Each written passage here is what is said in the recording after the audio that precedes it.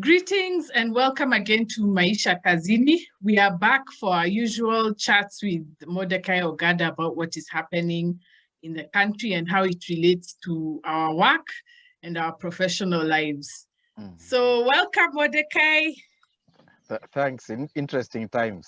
Very interesting times. And then, of course, we can start with BBI because that was a big thing. I think the government side was very incompetent. They didn't put together their documents properly. They made arguments against their own policy. So Waikwa, he was saying something very interesting, that a part of the problem of why this happened was because of professional dishonesty. So I wanted us to focus on that today. Yeah. How does that happen?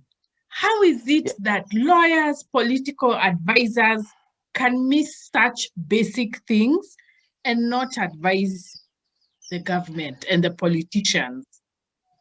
Yes, it's indeed, it's very puzzling. And my little exposure to Kenya government is that Kenya government has extraordinary human resources in terms of experts in various fields. And I assume that the people high up, whether it's you're talking the president or cabinet ministers, have access to some of these really highly qualified and experienced people to advise them on whatever they need to do. But somewhere along the line, that chain just broke, and the judgment. Look at the judgment and the outcomes of the BBI. There were some such basic errors that I'm a layperson. In terms of law, I can count myself as knowing nothing. But there were things that were even obvious, errors that were even obvious to me. With all these lawyers we have in parliament, lawyers we have in the Senate, lawyers we have in government, the Attorney General, and I think that's the only explanation I can give, is that it's professional dishonesty at the highest levels of these professions, and it's not just in law. I mean, even if you look at the education sector, we have highly qualified people and crazy policies. Look at the conservation sector, we have highly qualified people, and you just see the weakest policy decisions that are inexcusable. So there is a problem of high level of dishonesty. What is it that makes so many professionals unable to stand up for what they have been trained to know is right? Yeah, partly it's a moral problem. But other than that, I think we have a very carefully cultivated culture of insecurity at the very tops of our government. And I think if we look at even a cabinet, the highly qualified members of that cabinet, those with PhDs, cannot feel secure if they sit in the same cabinet with a standard 6 dropout. It sort of sends a message to you that you are disposable, or don't think your qualifications matter here. When we have that, then people become so insecure, like you are safeguarding you're safeguarding this position, so you don't want to say anything that might bring your position under any sort of scrutiny, even good scrutiny. So I think that that insecurity is doing us irreparable harm as a nation, because again, these positions, as we were saying, they come with extraordinary privilege. These government positions come with so much privilege that people leave top positions in the corporate world to join our government because of these privileges. Even when the salary is lower. Yes, people take salary cuts to join our government because of privilege. And these privileges, once they get used to it, I think the worst living nightmare every day is the possibility that I could lose it. Look at the BBI document. Fatally flawed, politically flawed, legally flawed, yet the drafters and the secretariat are led by a professor of political science. So he was focused on the government or state appointment he might get after this thing succeeds, not rather than focusing on giving his principals the correct advice now. It completely defies logic. But one of the things I know that masks people's logic is this basic thing we call allowances. It blinds people uniformly. It's money for nothing. Oh gosh. Money for nothing is very harmful, even when it's little money. But this is serious money for nothing. Ad hoc committees, I've seen ad hoc committees in Kenya where people get sitting allowances of 80,000 shillings a day. Think about the BBI process. This has been 2 years. How much have people earned in allowances? And that's why you end up with no one is responsible for anything. You see some members of the secretariat actually said, we signed on a single page, so we are not sure what was the rest of the pages. You've heard that? You've had the issue of county assemblies passing documents that are different. So no one actually knows, so which was the correct one? So you can't accuse anyone of passing the wrong one because no one even knows which was the correct one. But it's because people have been given allowances. You sign and you go home. You sign, take your money and go home. Anyone who's asking, but is here corrected? That is now bringing the unwanted attention. You'll be told next time, we usikuje. How many people work hard for a month to earn 80,000? Hard work, commuting every day, be floods in Nairobi. Then someone, you just come and sit somewhere for one day. You can even fall asleep and take tea at 10 and 4 and lunch, and then you earn that 80,000. End of the day, tax-free. Remember, it's tax-free. These are allowances, not salaries. And you see how we pay our parliamentarian salaries and sitting allowances. That's why you find MPs begging their party leaders to include them in committees. You know what? That's why it's a demotion. I wondered why he was it the whip. demotion. She was the whip from that committee. And I kept wondering, like, what is in these committees? Yeah. It's sitting allowances. And these are people earning nearly 2 million a month. Look how they beg for sitting allowances. To sit in that committee asking someone who is the director of this company that got 5 billion from KEMSA. That's what by the end of that meeting, you've put your 80,000 in the pocket. And you've learned exactly zero. In fact, you've postponed the rest of the hearing to tomorrow. How do people live with themselves when there's nothing that they do? They have money and there's not. How? I don't understand it. Because you're a slave to that person who gave you money. At least that's what my mother taught me. She said, if you get money that you didn't earn, you're a slave to the person who gave you. Yeah. And I think they expose themselves, like what we were discussing before, is that we are so stuck on material things that when someone's appointed to senior position, the first thing they do, move your kid from that school to the 1.5 million per term school. You've moved your kid instantly. Some people are staying perfectly in a perfectly comfortable house somewhere in Buruburu or Nairobi West. Instantly, they go to Runda, Kitsuru or Runda, and they are living in Runda in a house where they may be paying 200, 300,000 a month. Instantly, that person becomes a slave of allowances. To pay the fees, to pay the rent, he's instantly started playing golf, even though he does not have the spinal flexibility to take this thing up at age 55. But he's bought a set of golf clubs, which costs the price of a small car. He's enrolled in membership in a private members club, paying $500,000 a month a year membership. He's now a slave of sitting allowances. If that person is threatened with removal from a parliamentary committee, he'll get on his knees and beg. Our measure for social status has never changed since the British settlers were here. No, it hasn't at all. It's perfectly intact, perfectly.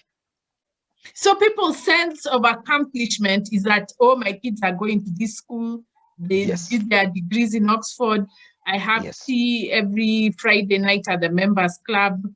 That's the progression. Yes, and how else would you explain why some of these schools have bumper stickers that you put on your car if you're a parent there? What's the use of that bumper sticker? It's to announce. Yes, it's to announce. I can understand the one they put on the small one, they put on the windshield in front so that maybe you arrive at the gate and the watchman doesn't need to ask what you are coming. He knows this. But the bumper sticker, what's that one for? But it's such an empty, it's so empty because none of the people who you're hanging around with are with you for you. And if you hit bad times, they go. Yeah, yeah. You remember the extended crying in writing that we saw from the Dr. Bitange Ndemo after he left the government. He said his phone stopped ringing.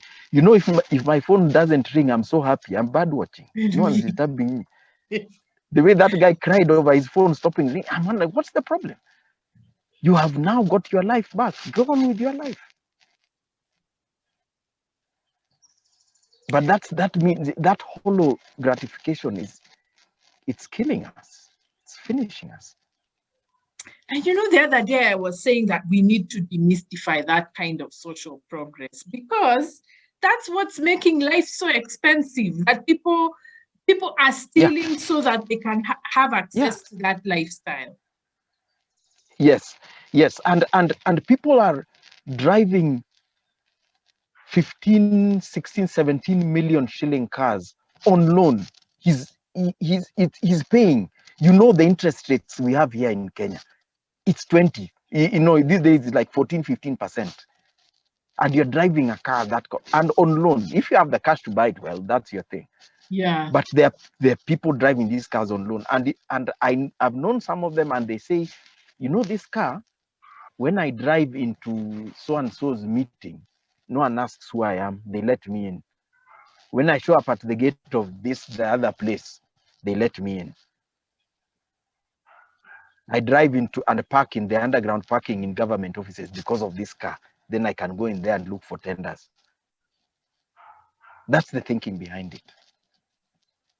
But it's such an insecure position because that thing can be taken away immediately. Then you do what? Exactly. He's actually chasing a tender to get the money to keep up the payments. If he misses that tender, that car is gone. If things shut down the way things shut down at COVID, because of COVID things, that car is gone. That car is gone. And when he got his first tender, he was driving his small Nissan or Toyota, whatever. And the instant that money hit his account, he discarded the other car.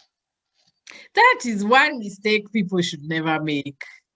Don't change your lifestyle immediately. Actually, based on a salary. Yes. No, on a tender. It's not even a salary. A tender payment. Huh? So you become addicted to tenders. It's an addiction. Yeah, the guy got a 30 million shilling payment. He bought a 15 million shilling car. 15 million shillings just like that? Yes.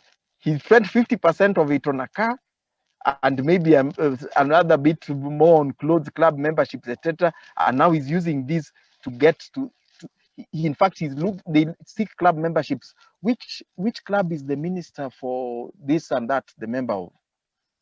I want to get into that club. So hopefully I'll meet him taking whiskey one evening and I'll get another tender. Or does he play golf? Yes, now I have to also start playing golf. Maybe I'll meet him on the fairways. Gosh. It's actually slavery. It is. It's slavery. And this insecurity is why ministers, everybody, politicians up to the top of our society get wrong advice. Because when someone wants a tender, he tells the minister, Waziri, that's a good idea. Even though the minister has just come up with the most ridiculous idea in the world. Waziri, that's what we need to do. Yes, sir. It's to ingratiate yourself to him. And that's how our politicians have ended up in this kind of trouble. Haven't we just heard even our Minister for Tourism and Wildlife talking about privatization of our national parks? Unthinkable, anathema. But I promise you, someone in that meeting where he was said, yes, sir, that's good. Actually, you know, the few times I've met with the government officials, I've noticed that there's no real discussion. You're just saying yes, then you do that cafe laugh. Yeah, yes. Yeah, you know, just Yeah. even when a joke is not that funny. Yeah. Yeah, especially when he makes a joke. You laugh. And then you tell him, yes, that's a very good idea. There he goes. International meeting or whatever online meeting. Yes, we can privatize national parks. He's confident because he has some experts in his office and they told him, yes, sir, that's wonderful. He doesn't know that those experts were thinking about their kids in Brookhouse. They weren't thinking about our national parks. But you know, it means that our education system, I have started to suspect, and now you're confirming it, that our education system tortures us with the promise that if you succeed, you don't have to work anymore. And that's why you have to go through all this torture. Success is getting to a position where I can earn without working. Ew. That is success. Oh. Where I can play golf, I can attend meetings and sit there and not innovate. I don't have to think. Yes, I don't have to innovate anything, but I'll earn money. And I tell you, I worked hard to get where I am. By the way. You see, you see all these interviews people do, like, how did you? It was hard work. Hard work. That's why you see me driving a big car and doing nothing. It's because I worked hard. I suffered when I was younger and I went through the hoop. So don't disturb me now. And don't think you are going to get anywhere without jumping through similar hoops as well. This is a psychosis. It's a psychosis, and more so, you see, a position that is held on such basis is not a position based on expertise or performance. It's a position based on entitlement. What we are discussing is entitlement. Yes, yeah. So it's not about the economy has done so well the past couple of years, so this guy deserves 5 more years as an economist. No. He's worked hard, he's played the networks, and he's gotten into this position. He's now entitled to be in that position. The performance or lack thereof is a non-issue.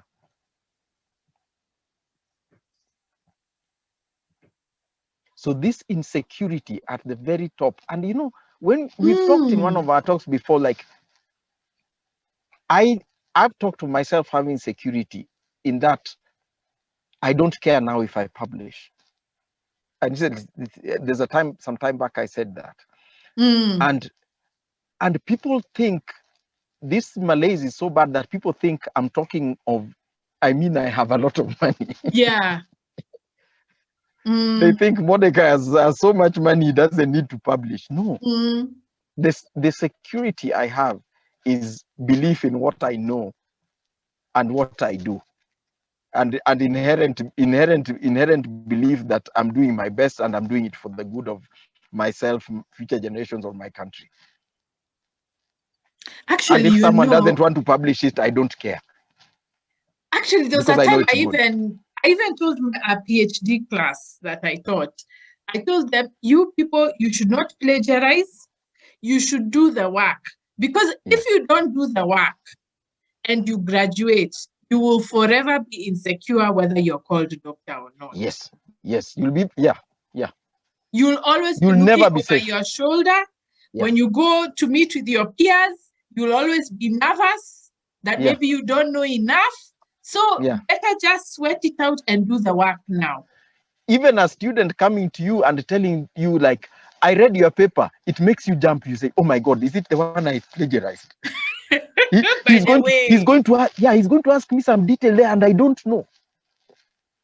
You see, a student comes to your door and what do you want? Oh, because you're scared. Yes, he might be holding your paper in his hand and wanting to ask you, how did you do this analysis? And I've been chased away before by professors like that. Go to the library and read it for yourself. Stop disturbing me. It's only later on I realized that they didn't know what I was asking.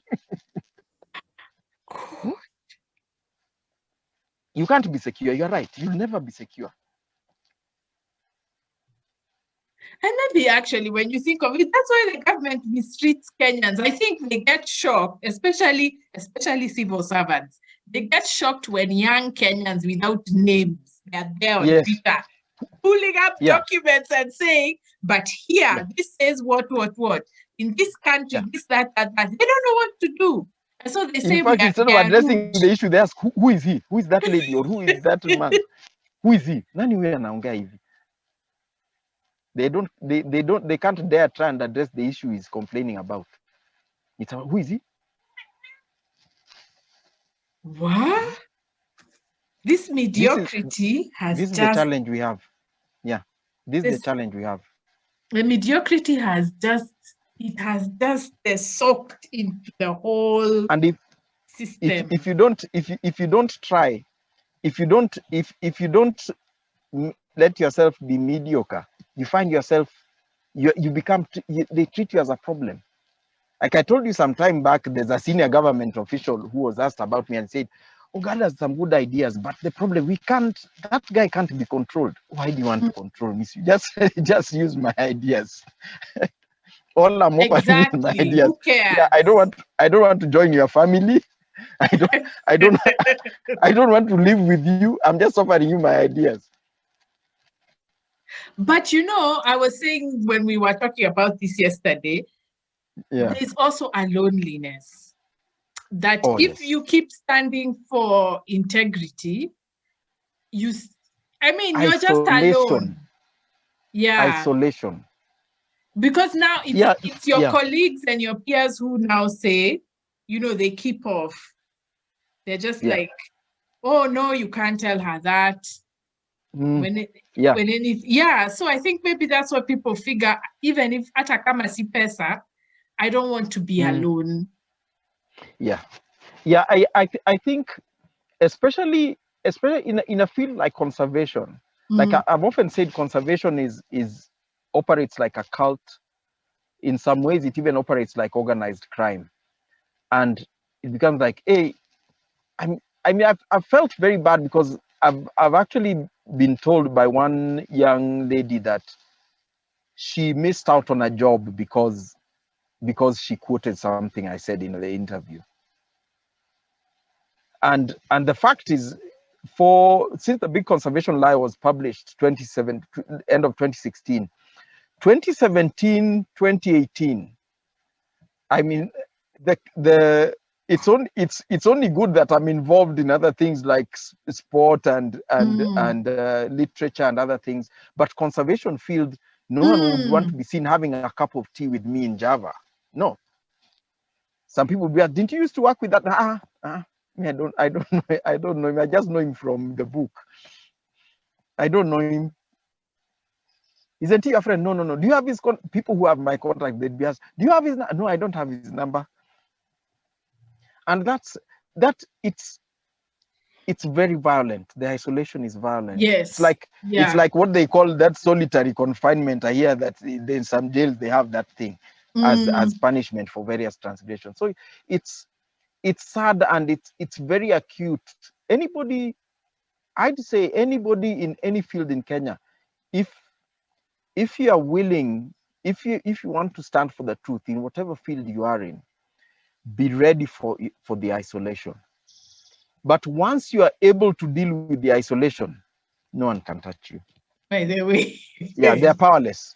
Yeah, you in fact you end up just laughing at them. Once you learn to deal with the isolation and the way you deal with the isolation is that you read, you build yourself up, and don't ever just be involved in one field. Oh, that's a good one. That's a very good one. Yeah. If you are in conservation, be a sportsman or a cyclist or something else. Or an artist. I was surprised when we went for the premiere of Tales of an Accidental City. The Accidental City, Yeah, I was surprised the variety of people who are there. Yeah. Science, arts, tech. you know, all of them coming together. Yeah, that's what keeps you going. Even political activists were there. Oh yeah. Yeah, political activists were there. And that's it's so good for your health. I mean, I don't know if Maimuna has any idea how good it was for me that she invited me. I'm not sure why she thought, but yeah, I appreciated it a lot, because that's really important.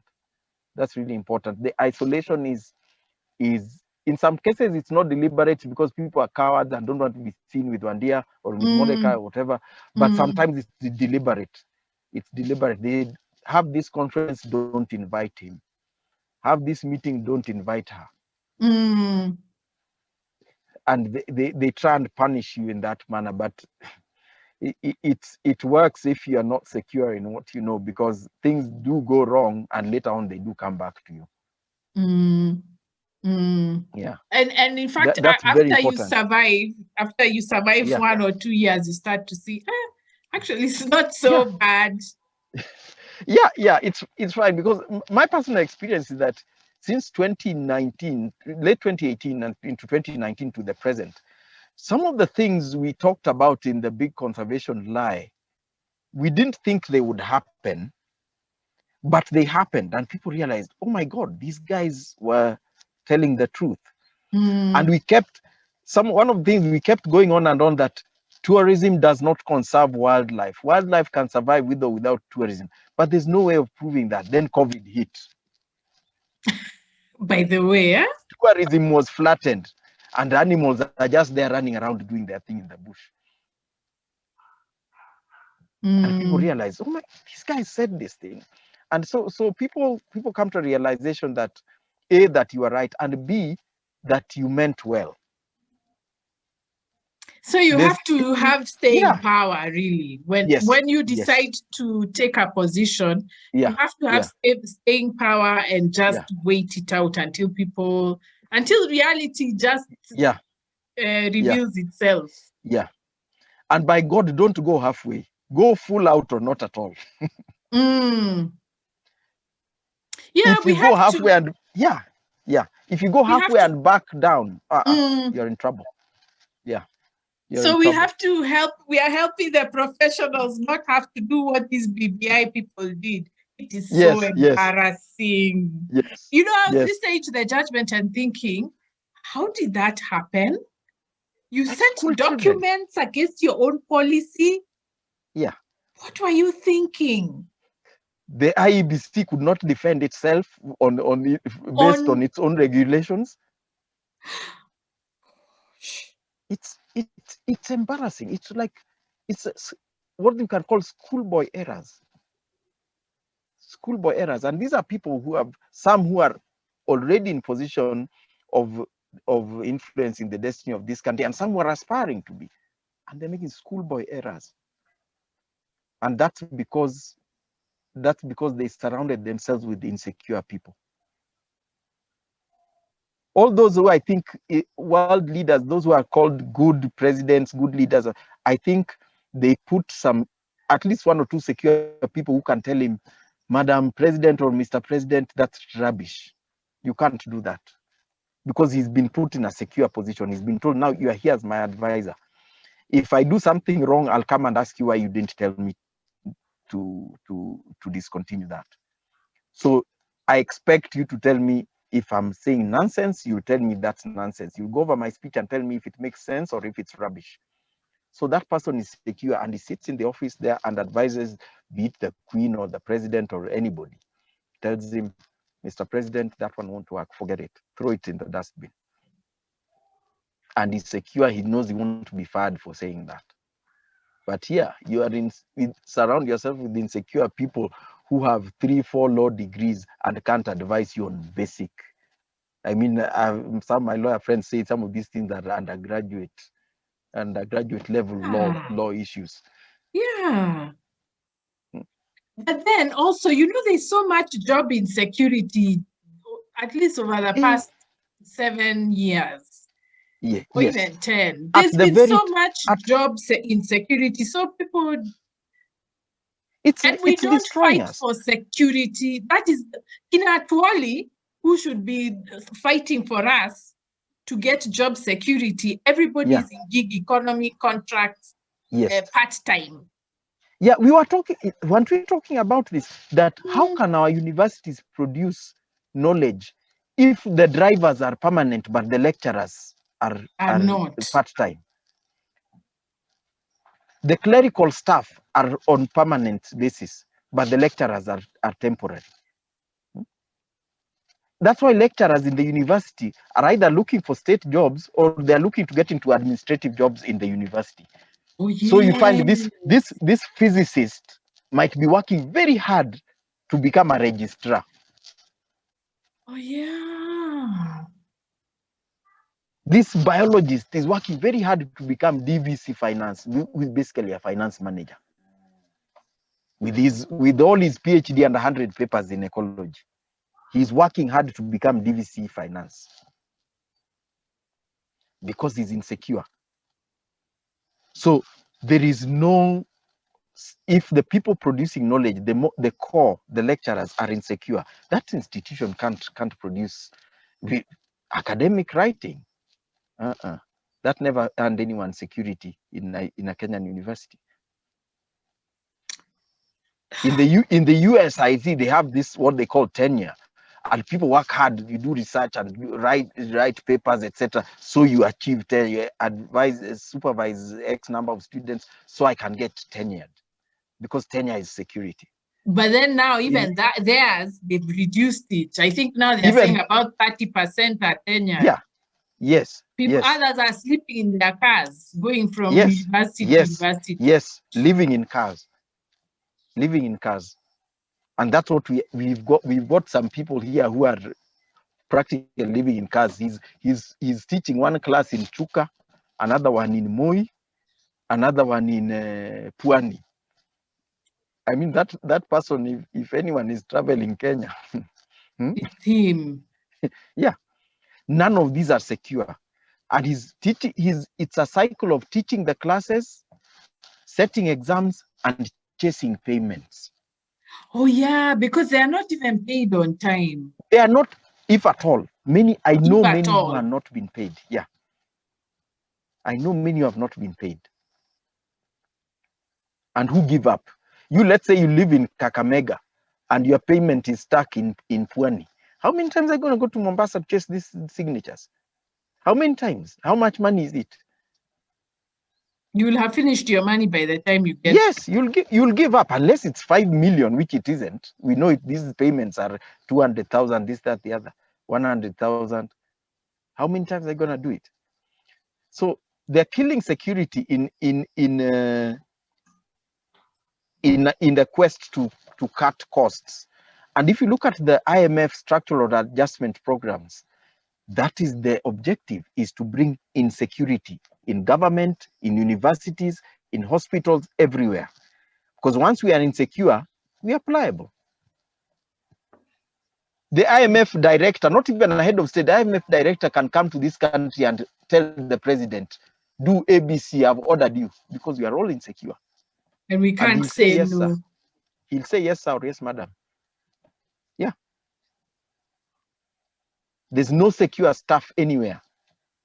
So any donor can come and tell you do ABC. That's what's even happening in our conservation sector. Small NGOs and foreigners who are misfits in their countries come and order state officers to do what they want, because none of these state officers are insecure.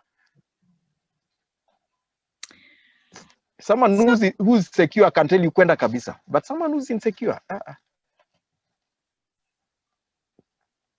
Basically, we are serving the whole of Kenya on a platter to foreign interests, because we can't dare give our people security of income. Yes. And security of income has become so rare. It has.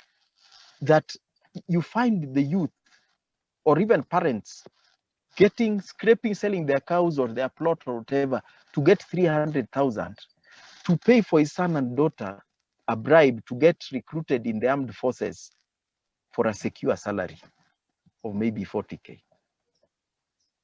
And you see, it's not even the size of the salary. No. The security. It's That I can be guaranteed that I will earn this money, that I will get healthcare, and my kids can go to school. And guaranteed housing. Guaranteed housing. Yeah, that's what you're paying for. The job even doesn't matter. And why do Kenyans not see this? How important security is? It's we've lost our way in that we've lost our long-term vision. So we've become creatures of the present. And that's why and it's the structural adjustment programs is that's where this came from. The ones of the 90s. Yeah, yes, before those SAPs, even a junior civil servant, let's say someone like agricultural extension officer, was secure in his job.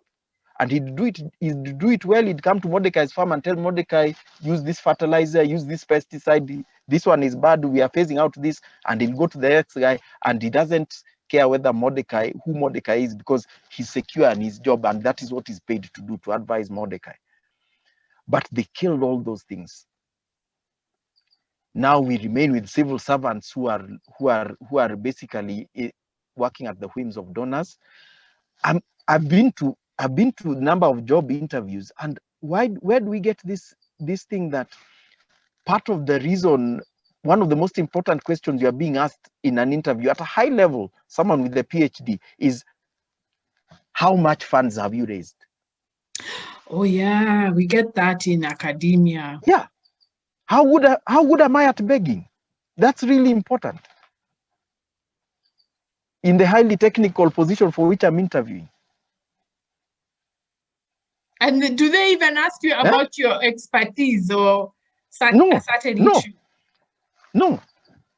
They don't ask about intricate policy things. And this is sad. It's because we've been reduced to those desperate, insecure people. You find very senior people and even in the private sector, very senior people earning very high salaries, but he's on a year-to-year contract. He signs a new contract every January. Then he has money, but has no security. And you know the toxic he's in part fear of constantly. The toxic part of it is that, for example, if you're a big shot on those year contracts, you can't say, I'm going to live in Kawangware because that's what I can afford if I lose this job. You still have to go to that Runda and live there, but you don't even know whether you can sustain it. And the kids have to go to those schools. Yeah, so that they are classmates with the MD's child. Yes, and you have to be in that club because you are the finance manager, and the CEO is telling you something, or board members telling you something. Can you come and meet us at the club? Then you are telling, oh, sorry, Mr. Chairman, I'm not a member.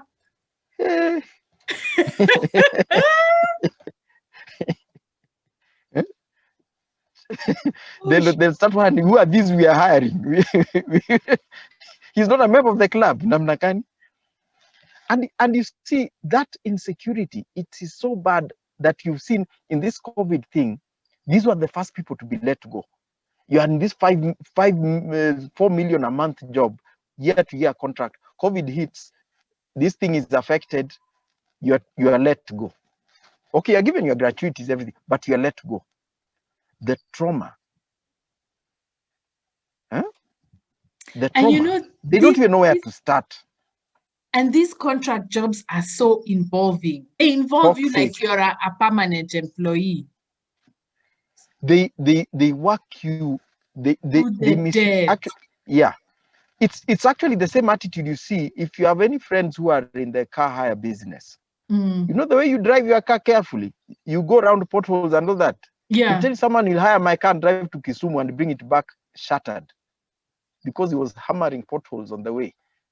It's a hired car. He's returning it tomorrow. He won't repair the shocks.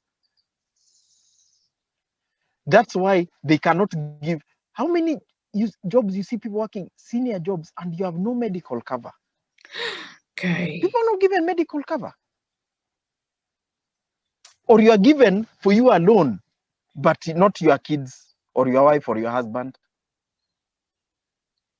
That one you'll buy. Because those are security. Medical cover is security, but they don't want to give you security. And here we are singing healthcare, public healthcare, public education. It will mean you wouldn't have to worry about your job. In fact, actually, even your boss will not be able to tell you off. Because you'll be like, I can't go. Because you know that if your kid gets sick, your kid will have a... You know exactly where you'll take them to be treated. But now we've been... The most senior people are insecure. And you tell me if a senior person is insecure, the ones below him or the services, if he's in the cabinet, that ministry can't work. If he's the CEO of a company, that company can't work. And then people I had surgery. I'd be horrified if I went in for surgery and the surgeon operating on me is insecure. Actually, he might be evicted tonight and he's there with a scalpel in my brain, and he knows the landlord might be at his door right now. He could kill me. And in fact, even the other thing is leave. You know, people don't take leave, even those who have permanent whatever, because they are scared. If life can go on without me, it means I'm insecure. I don't know whether I'll have my job. And you know, this culture has become toxic in the COVID working from home thing. Yeah. People have been told, you've been at home the last 6 months. Kumbe, we don't need you. People are losing jobs. People are losing jobs because we learned to do everything on Zoom without you. The thing you are doing, we digitized it. And people are shutting down offices and people are being let go. Actually, we don't need you. Security is so much more important even than the absolute sum of money someone is earning. It is security is what keeps you healthy. A 2 million a month job with no security just makes you sick. It makes you sick. And it is something that is killing our fabric in this country. Our fabric of our society in this country is dying from that. It's dying from that lack of security. And people are, you see the high cost estates, etc., housing estates. People are living in those mansions, palatial houses, and paying rent. I mean, literally, there are people earning 2 million a month and is paying 300,000 rent a month or 400,000 rent a month. And he still has to be golf member, take kids to posh school. That guy has so much money, but he's so insecure. Without his job, if he loses his job today, he couldn't even afford to service his car. Oh yeah, you were telling me some I cars. told you that thing. There are some car models which we won't name here that are serviced with 100K, changing filters and oils and plugs. And you can't decide to drive your small car, because when you're driving into the compound, people will be like, I thought we are paying you. Yeah. And you're going to meet some clients. Your boss tells you, but next time I'm meeting clients, don't come with that Vitz here.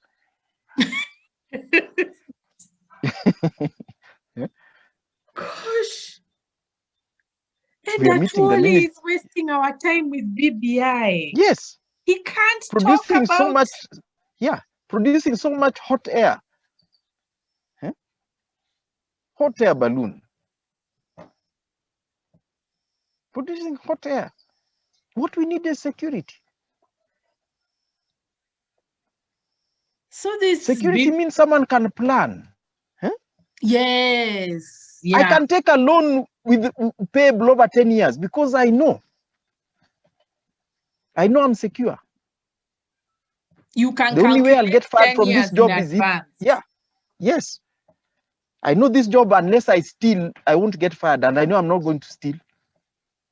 So I'll take a loan for payable in 10 years to build a home or whatever. But you know, that also extends to our infrastructure, because like I live on Mombasa Road. Hey, I sat in traffic for 4 hours. You cannot plan. Destroys your soul. Yeah, what can you plan? You can't make an appointment with someone to meet at 10 or whatever. You have no idea what time you'll be there. You have no idea. And actually, that's how Kenyan life is. In fact, if your day goes smoothly from start to finish, you're very lucky. It never happens. Somebody somewhere will mess it up. Traffic, and you see, document you don't have. I don't know. You cannot. Me coming from Nanyuki, I usually do day trips to Nairobi, but if I have something on the other side, on the southern side of Uhuru Highway, as in I have to go to like Ngong Road, I plan to spend the night in Nairobi. Unless I'm coming for a meeting in Gigiri or Westlands, and I come there and finish and head back out of town. If I have to go to the other side of town, or I have to go to KWS in Langata, I spend the night in Nairobi. Because you never know. Yeah. I just don't know. I just don't know what's going to happen. And the curfew regulations has increased that insecurity. With the other day, someone fatal road accident on the southern bypass, 9:35 p.m. The guy was driving like a bat out of hell to get home before the curfew. That's someone who should have been driving home leisurely, telling his family, I'm on the way home, I'll be there in 30 minutes or I'll be there in an hour.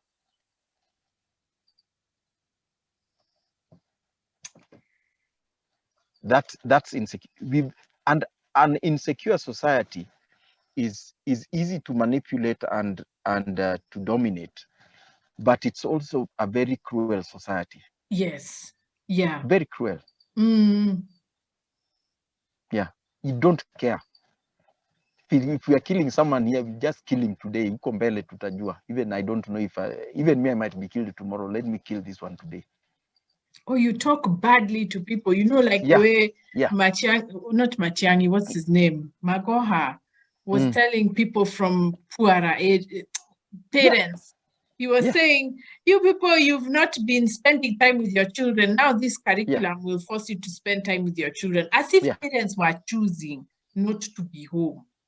How can you be home when Mombasa Road is making you stay there for 4 hours? Yeah. You can't get home. You can actually have a car and fuel in a car, and you can't get home. You have a car driving license and fuel in the tank, but you can't get home.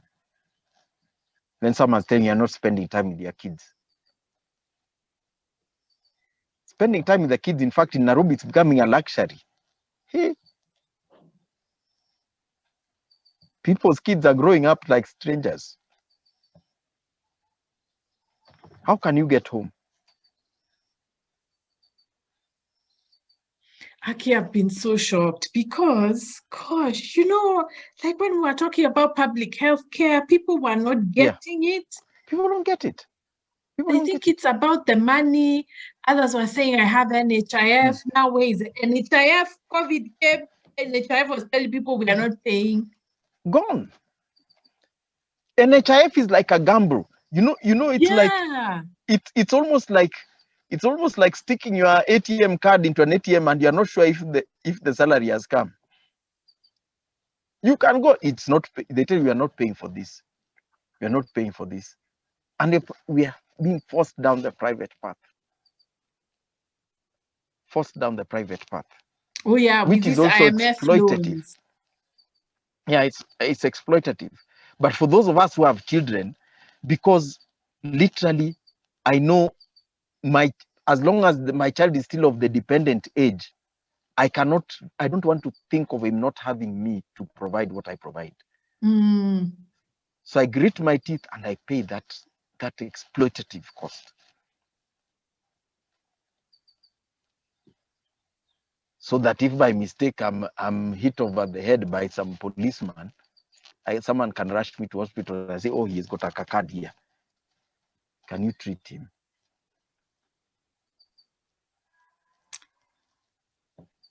It's why people always ask me, like, especially when you're discussing around the COVID pandemic, you scared of, you know, there are so many other things in Kenya that scare me so badly. I forget about COVID.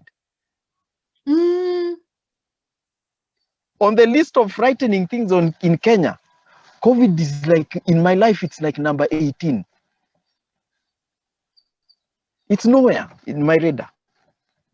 It's there, the disease exists, but the things that scare me more than that in Kenya. And the way, I mean, when you think of how shoddily BBI was done, it tells you how reckless our political class is.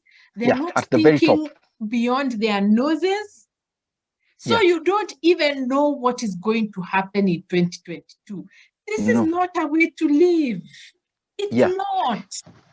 If the leaders, the most important people in this country, are not planning even a year from now, they couldn't even plan a BBI. They couldn't plan months ahead. Actually, we are going to go here. This is what the Constitution, and the Constitution is the plan. So you've been given a plan. Yeah. So you've been told, there's a blueprint. If Parliament wants to change, this is the process that you have to go. They could, even that one, they were unable. They would, I think, dancing in the markets is easier. Yeah. It doesn't take work. And holding events that are spreading in COVID. The COVID, crowds of people shouting and singing and dancing and screaming. Then the second, whatever is it, the second wave or third wave comes, and they lock us down and they're telling us we are reopening, but it depends on your behavior. Your behavior is, it's our behavior. We'll reopen, but if you guys misbehave again, we'll lock down again.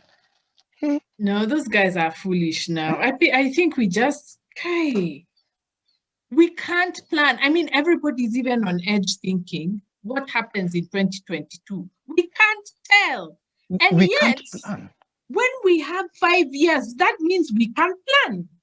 Yeah. The Constitution has given us a plan, and even then, these guys didn't want to follow it. Yeah, they didn't want to follow it. And I personally, I think that's part of the reason why I'm finding this period in Kenya so scary, is that even in my personal life, my professional life, my work, etc., I can hardly plan beyond a month. I don't know if that meeting is going to be called off. I'd put off plans because we had been told the regulations would stay until 29th May. Yeah. I had put off my field work, told the guys, okay, and then suddenly on Labor Day, you can move. And I'm calling up people, uko wapi? Is that thing ready? Can we start? Hey. People, donors who are supposed to get some grants, now things have opened up, we can do that work. Because earlier on, I told them, no, we can't do this work, regulations are shut down. Now I'm telling you, okay, it's opened up again. I might plan, then it might shut down again, because you heard how they are talking, because of your behavior. Yeah? They'll go and tell me I've behaved badly, so we need to shut down again. And is there a link between this extreme insecurity and this aristocratic? Because those are two dimensions of Kenyan life. People are aspiring to be like Wazungus, but they are so insecure, they can't plan, they're cruel, they are... I mean, the aristocracy. Okay, the aristocracy. If you look at Europe now, there are few royal families, royal households. They are now largely symbolic. But if you look at their origins, they started from positions of wealth amongst a poor mass of people. Royal families grew out of poverty of the masses and starvation of the masses. That's how they grew. So that was feudal Europe, medieval Europe those days. The masses were so poor. Even in conservation, national parks grew out of gamekeepers employed to keep the poor from eating small game, so that the nobles could shoot them for fun, not to eat, for fun. And okay, now those royal families, some still exist, and okay, now they are not executives and all that.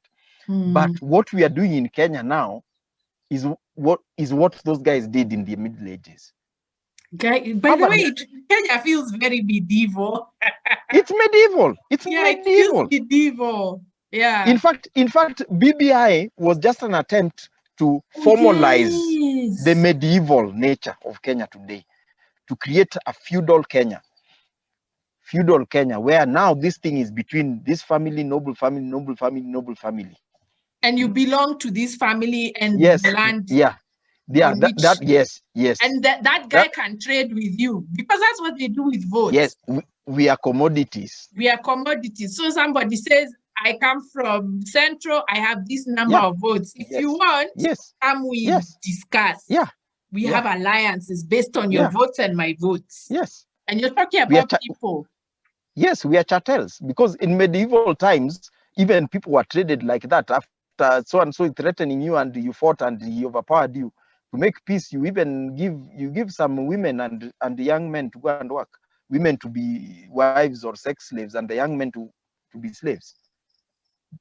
We were part of, human beings were part of settlements. And right now it's the same thing. People are coming to a table. I've carried what do you have with you? In my basket here, I have Luos, or I have Luyas, or I have people from where? I have brought coast people. I've brought Northeastern. I've brought pastoralists. I've brought this to the table. And then you see them. You see alliances forming, and the people. And the BBI was just trying to formalize that, but I think they got caught up in their own hype in a way. They forgot the basics. They forgot the basics, and I'm happy that they did, because this debacle is one of the happiest things for me in a long time. But they forgot the basics. So this insecurity, I'll come back to BBI, but this insecurity is part of that system. Yes. This feeling of we don't know what next. Yes. It's systemic. It's systemic, because you want, even someone you hire in a senior position, you want him to be subservient. So you make him insecure. And he'll make, that thing trickles down.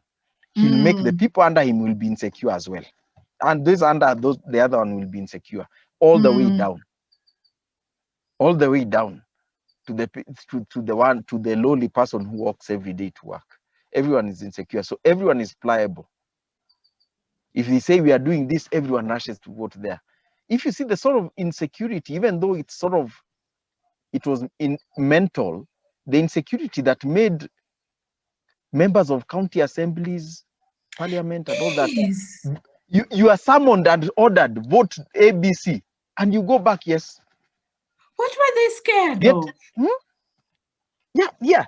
Even people who are actually safe in the truth of the matter, an elected MP cannot be touched by anybody. But he is summoned and ordered, or called on the phone and ordered, enda fanya hivi. Yes, sir. But I think it's what the way to plant insecurity is you don't even need to threaten, you just need to ask a question. You know those questions. Yeah. How do you know, basically? Yeah. How do you know this and this? And then from there, people just lose it. Everything else becomes, you don't know. I might not be able to say, Yeah. That's why even our response to the COVID pandemic is so illogical, because people are also insecure that no one's thinking about his situation. They're looking at what the people are saying. If you remember in the beginning, there was a point we were even told women in the markets were told, you sell vegetables, but don't cut anybody's vegetables. Now, sasa kukata mboga. Do you remember when people even been told don't cut vegetables in the markets? Don't do this. And no one asks like, okay, so what does that do? The serikali imesema. And if I don't do it, they might close the market. And if they close the market, I'll starve. Insecurity. And that is also the insecurity you hear people saying, they say, how do you know that it will work? That's another question I hate. Yeah. How do you know it will work? What's the point of saying if nobody will listen? You haven't even said, but people already say, how do you know it will be effective? They want guarantees. Like those where has this ever been done before? Yeah, oh yeah. Funny, I can't be an innovator. So the things we are supposed to act on confidence, that's where we are asking because questions. Somebody says it. And it's because somebody said it. That's why it should be true. Those people like Newton who discovered gravity, where had that been done before? Or which paper did he write peer-reviewed? He's an innovator. Yeah. He wrote in which journal? So when we are required to imagine, we are being told you need security and what. But when now we say we need security here, people don't want to ask for it. They don't want to ask for healthcare. No. They don't want to ask for good education. No. That's why people go around even in conservation, this paradigm that all the pastoralists in these rangelands are, what they are doing is unsustainable. They are poor. They are degrading this thing. And if you question that, you ask that question, that where is the paper that says pastoralism is sustainable? And I tell people, it's sustainable because it's gone on in that place for 50,000 years. So pardon me if I think something that lasts 50,000 years is sustainable. You started these conservancies 10 years ago, and up to now, they have to have donor handouts every year. In what universe or what description of the word is that sustainable? So basically, sustainability, not sustainability, security is wazungu. If they approve, if they tick, that's when you're secure. Yes. So if you're an African imagining a solution to anything, they have to first get approval from the West. Yeah. And students have written to me from the US that asking, like, do you have examples of papers where I can get evidence of the conservation ethic in traditional pre-colonial African societies? And I ask them, published in a Western journal. The proof of it is the fact that we have elephants here, and Europe, you killed off the mammoths. That's the proof. That's not proof enough. Yeah. So you find like American society where they hunted the bison from, I think, 100 million animals down to 27. Not 27. No, 27 animals. Well, that society are the ones we are meant to learn conservation from. The passenger pigeon, they hunted to extinction, and there were like 50 billion birds or something. It's like they'd fly across in flocks that would blacken out the sun. These are pigeons. Can you imagine the commitment to killing it takes to kill 50 billion or whatever, 5 billion pigeons, one shot at a time? You remember, they didn't have technology of machine guns. It was one shot. So and then someone like that asks you about what is the conservation ethic you're talking about, this African conservation ethic, because we don't believe it. We want to see where it's been published. We live it. You know, I've just remembered Sheikh Anta Diop said something about the deep insecurity embedded in European society. Yeah. So that's why they hoard. That's why they basically live an insecure existence. Yeah. Now they've spread it here. Yeah. Canada, I think it's Canada that has bought COVID vaccines like 5 times their population. Yeah. And these are things which expire. Is that not neurosis? It is. It is. It is. So you're gonna throw them. You're actually gonna throw them away because these things can't be kept.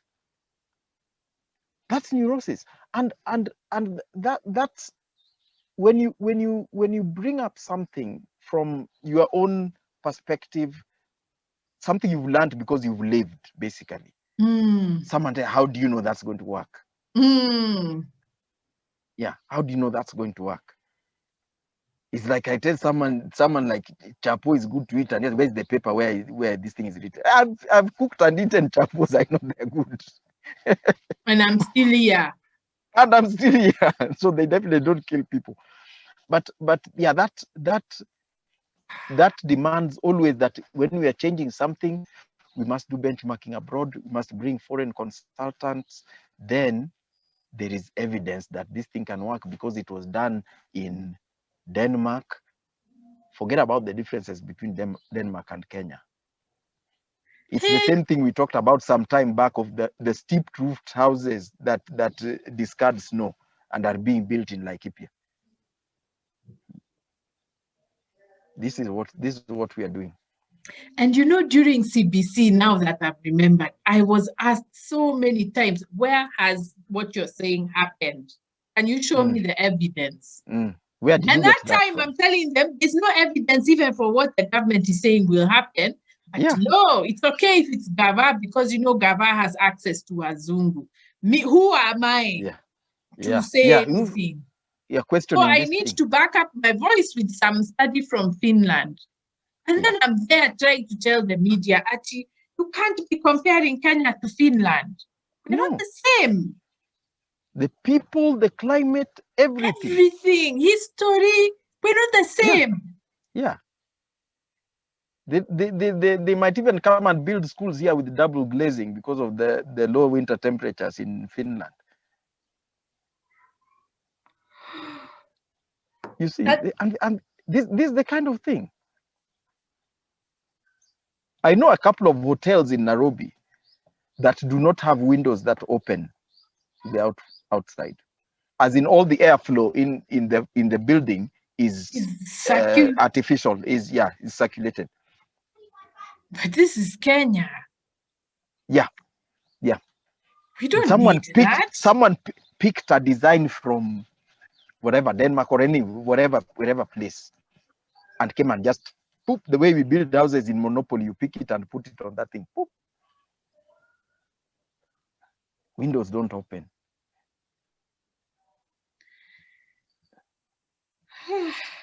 Gosh, this story of insecurity. Because it's material insecurity and it's mental insecurity as well. It's material and mental insecurity. Like at Mordecai said that. Mordecai said that. Where did you get? I know that guy. Look for these published papers. Leave that guy's ideas. I can hear people saying that we need to go back to our culture. We have lost our identity. How will that? Just say how that doesn't help. They don't. Identity is what you have now. It's what you have now. It's within yourself, and I think to a large extent, culture is as well. Our culture is being secure in ourselves and in our society. The walls we are building between each other, either fencing ourselves in 1/8 acre plots, or fencing Mount Kenya forests, or making gated communities. That is the loss of our culture. That is the loss of our culture. And even though we can have physical fences, but the mental barriers we are building, that is where we are losing our culture. You can't talk of we are losing our culture, yet you are supporting the introduction of whatever, some healthcare system or whatever, or education system from another place, yet you're talking about our culture. Our culture is about listening to each other. You have no culture if you can't listen to Mordecai. Don't talk about your culture. Yes. Your culture was about listening. We used to sit, whether in marketplaces were not just trading. We'd meet there, we'd talk, do these things. Things like, why do you think the closure of bars hurt people so bad, traumatize our society so badly? It's not that we can't get alcohol. You can buy and drink in your bedroom. But our culture was talking. We'd drink and talk over beer. That was fractured instantly. Like, bars will remain shut, but there's no way. I can't buy beer and drink at home alone. For what purpose?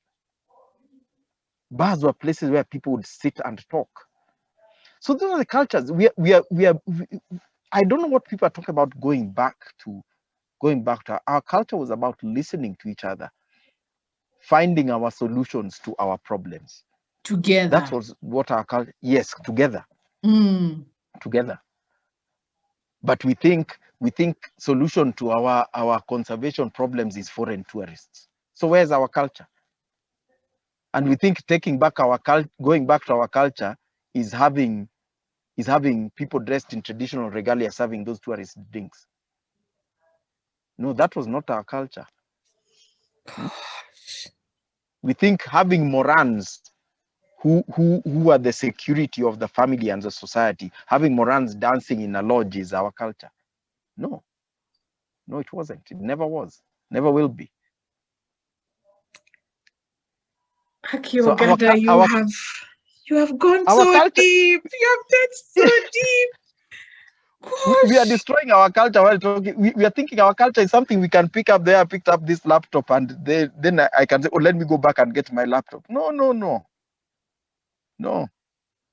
Our culture is sitting down talking to our kids about what's your problem, what's happening in school and all this, instead of sending him to a high-cost boarding school saying, I'm paying 1.5 million. I don't want to hear you telling me you have I don't know what issues.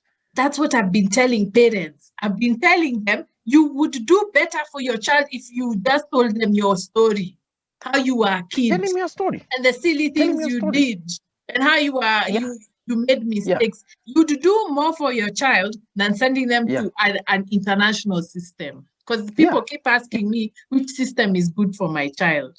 Who cares? Kenyans don't. We are attaching it to mechanical things. I mean, you see, even on my Facebook page, I share a lot of photos of birds. Do you know the number of people who ask me, "Oh, what camera do you use?" Even Magunga it's not the camera. That. It's gently stalking the bird until you can get close and you take. It's not the camera. It's the method. It's observation. It's like if I'm a good writer, you ask me what type of laptop do you use? Even me, I want to write like that. These are tools. It's so we just don't get it. Like some people think, like, to enhance your culture, it's about language. Like you should talk to your kids in Dolu or in Kikuyu. No, it's about what you are saying. It's not the language. Do you talk to your kid? It doesn't matter if you are talking Chinese or French or English. Do you talk to him and tell him why it's not right to say this, it's not right to do that, and it's not right to do this, and it's not respectful to do this? People talk as if in shags there are no badly behaved kids who don't speak English. Those ones speak the all their life, but they also lose culture. So the culture is what we are. People are messing around here saying culture. Like, look at the custodians of our culture, the national museums. They're the ones exhuming old graves and sending the bones abroad. Oh yeah, where in African culture did we exhume old bones? Where? And give them to foreigners. And then ship them abroad. Where? Where in our culture was that okay? But you Regardless know, of they how didn't old the talk grave to was. us. You see, if they announced that, people are digging around a cave, people would have asked, what are you doing? What are you doing? They don't tell the public, they only tell us when the boats have left. Yeah. And now they are telling us, they are the ones telling us what is important about our culture.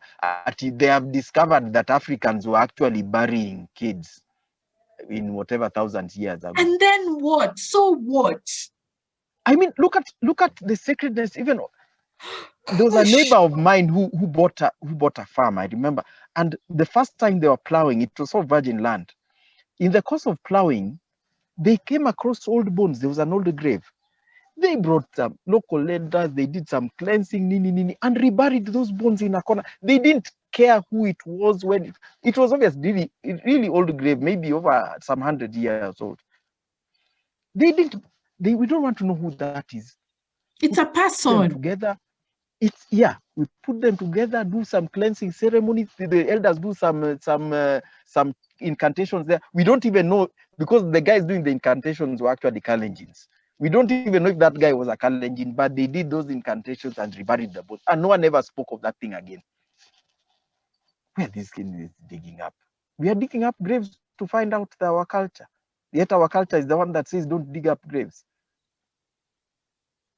It's nonsense. Before we go back to our culture, we first have to know what our culture is before we say we are going back to it. If you say I'm going back to Mombasa, you first have to know where Mombasa is. That's what we are losing. Oh gosh, what do we do? Ay. We this is such a deep dehumanization. I don't even know if I can. It is so dehumanizing. It is so dehumanizing.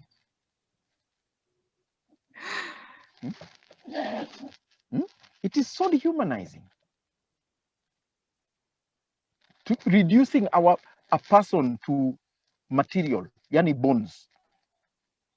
There are some bones. Now we've decided, those Europeans are very excited. They've decided to name the child Mtoto. Bloody hell. And you know, they did, by the way, I looked to see if on the handle of that magazine they had posted that article. I think they realized we've touched a live wire here. We better not. These are anathema. It's anathema. It's anathema. And you know what is so shocking is that our media, in fact, I wanted to talk a little bit about the media. The media hasn't heard the story of those kids in the US. There's been a case just last month of kids who had been killed by the US government in the 60s. Their bones were being used in an Ivy League university. Yes. In an Ivy League, was it Princeton? Or was it one of those? I don't know. Yeah. And then our papers are gladly announcing the bones of a child are in Spain. Yes. How is this possible? Aki, I'm not understanding. Our culture says we honor great people in our society. Go find the bones of Kimathi in Kamiti so we can honor him. How come that one now is not our culture? But somebody comes from Spain, digs our bones, takes the kid. By the time it's announced, the bones are in Spain. We are now being announced when the bones are in Spain. There's something, gosh, something happened. There's something so deeply amiss with us. There's something so deeply amiss with us that yeah. People even don't start thinking it's something you need to go back and retrieve someplace. Hold on to what you have. And when I raised it, I got replies telling me this is science. It's discovery. From Kenya. We discovered a child. We discovered that Africans bury children. And what point are you making? What very important point are you making by saying, oh, we used to bury people 78,000 years ago? So what? Yeah. Let the kid rest. That's why they were put there. So the big discovery is actually that, oh, Africans were actually civilized. For who? For who? Who are they discovering it for? Who are they discovering? And that's what I said at that time, that our culture or our heritage is what we decide it is.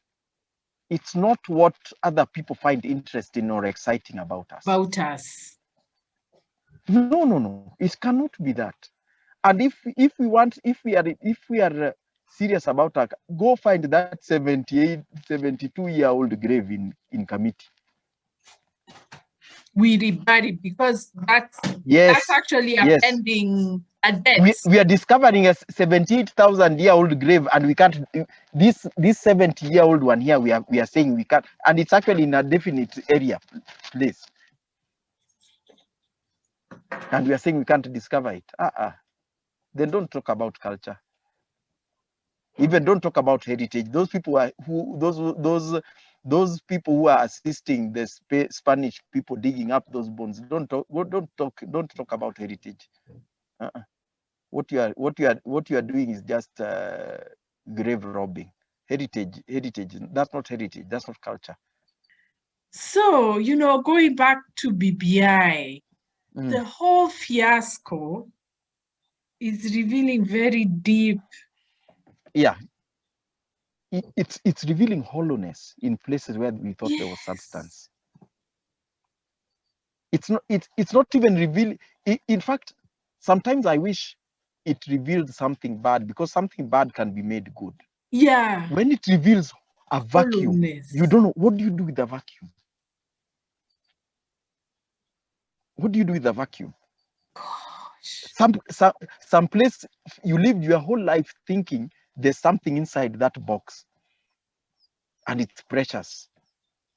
Then one day you open the box and there's nothing. So what you believed in was nothing.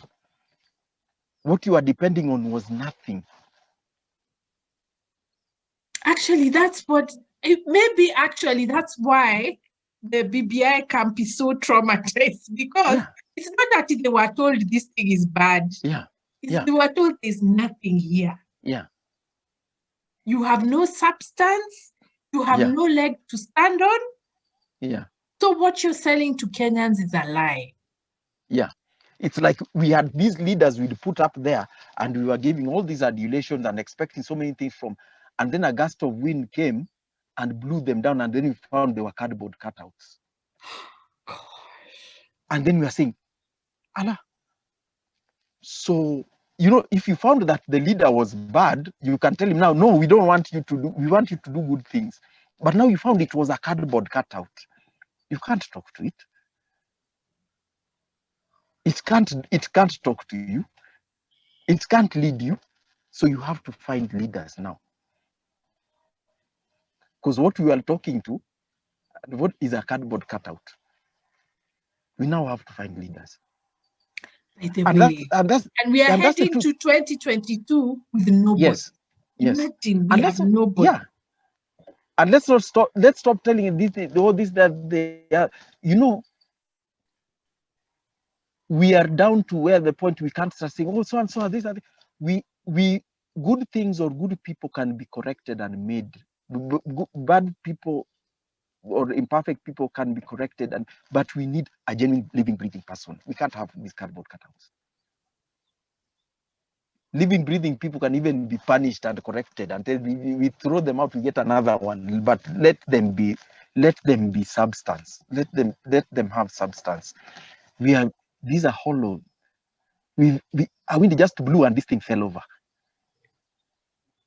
Gosh. Actually, it was just There's a wind. There. It was just a wind. Yeah. In fact, you see, I was when Atwoli complained that these people are attacking the president, I was actually reassured, because I realized that there's nothing substantive he could point out. That's the only thing he could point out. Actually, even that yesterday, he said, Mr. Even yesterday, I was telling somebody, just give us the philosophical basis on which you're resisting the judgment, because you've told us, or on which someone will appeal. Just tell us why. Explain to us. Which means it was a lot of noise about nothing. Aki Kenyans, we can't accept this anymore. Oh, disrespectful. He said, Mr. Mr. Me, I'm called Mr. Maybe men we are used to being called Mr. You can't complain that someone is called Mr. That is not a substantive issue. Tell me philosophically, this appeal will be based on what? It will be a brave lawyer who will go and stand in front of that bench to appeal. I want to see who is going to sacrifice their reputation. They better be old, because they will have to live the rest of their life having taken that appeal to the court. They better be old and well and very well paid, because they may not be employed again. The reputation could go. But that's let's wait and see. But substance, and I think that's the angst that's disturbing Kenyans. We've discovered that we have nothing. We have nothing. You have to work. You have to demand the worth, the remuneration or respect, whatever, for your work. Do not ever agree for your work to be belittled. It is your work. You did it. And I've tried to show this a lot by example. When I know what I've done in research in wildlife ecology and all that, and you'll notice that I use very harsh language whenever someone tries to belittle that, because I know I did it. I went out there and I did it, and I saw it. So don't ever tolerate. It's nonsense. And it usually comes from a place of someone who hasn't done work. Anyone who's done work, if he's ever been a farmer and he's done that, if someone talks about engineering, he'll respect that work. He knows, hii ni kazi. But these people who got to the positions they are because of entitlement or whatever, they're the ones who try to belittle work. But we must work. We must demand respect for our work. We must ask people what they are doing. When someone comes to you, a leader comes to you, what are you doing? What work do you do? Ask them whether it's the teacher. And sitting in meetings is not work. That's not work. That's not work. That's not work. That's not work. We must ask people, what work are you doing? Because we've just found out now through the BBI debacle that the people we thought were leaders are not doing any work. Hollow cardboard cutouts, and the wind has blown them over. Do work, demand work. Demand work from others, respect the work they do, and demand respect for the work you do. And that hopefully will make us demand security. We deserve to be secure. Yes. We deserve not to wonder what will happen to us if we get sick. Yeah. What will happen if my child doesn't pass? Those are not questions we should be allowing. In this day and age. That respect for the work you do is what will give security, I think. If we do that, then we'll achieve security. This insecurity it's grinding, it's killing our souls completely. So we'll encourage Kenyans to work, make the payment demand separate. Respect for the work. The payment is separate, and it's a sign of respect for the work you did. Demand respect for the work you do, respect the work others do. And don't compromise on that. Then maybe we can start making better demands of our leaders. Then that will grow security. This BBI is the bottom. We've hit rock bottom. Basement. Bottom. Basement. Embarrassing. It's embarrassing on so many levels. But let's wait and see. Obviously, there are interesting times ahead with what will happen with it. All right. Thank you so much. You're most welcome. Great talking. Okay. Have a good evening then. You too.